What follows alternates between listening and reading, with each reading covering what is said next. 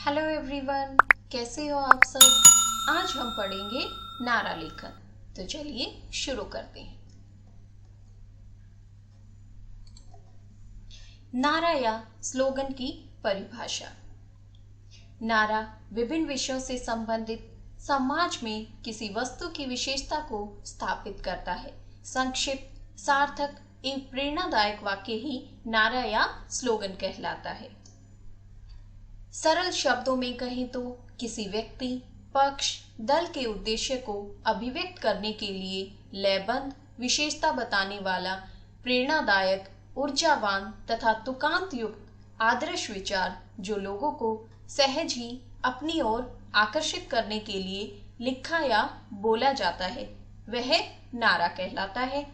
नारे बहुत प्रभावशाली होते हैं। नारे बार बार दोहराए या बोले जाते हैं। नारों के प्रकार।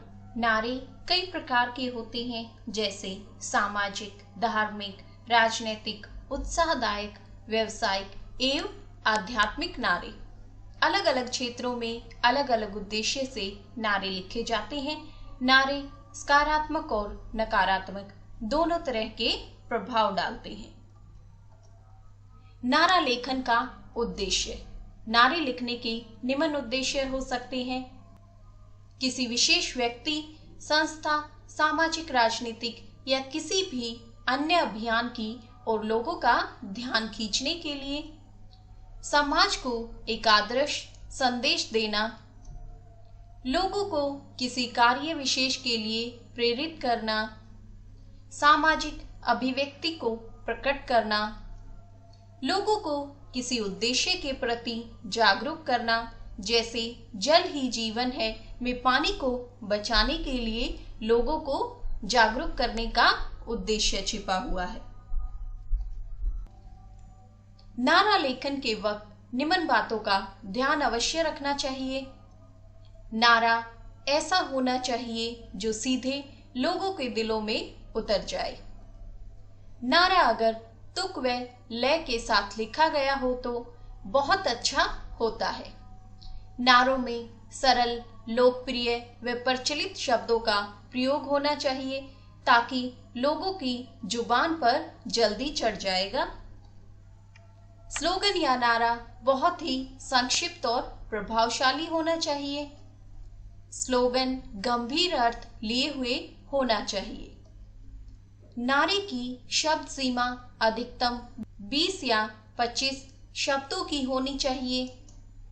नारों में विषय, विशेषता का वर्णन स्टिक होना चाहिए। नारे में हमेशा एक आदर्श संदेश होना चाहिए जो लोगों को प्रेरित व जागृत कर सके। मौलिकता, रचनात्मक व आकर्षक शब्दों का प्रयोग करना चाहिए।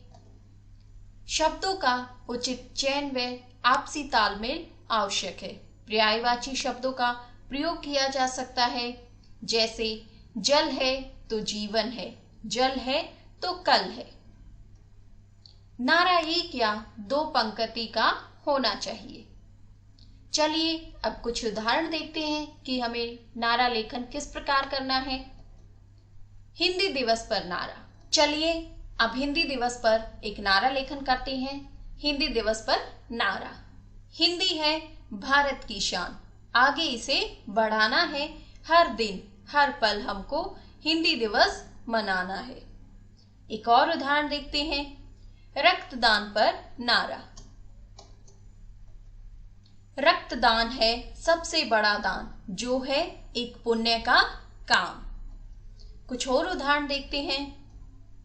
कोविड-19 यानी कोरोना पर स्लोगन या नारे।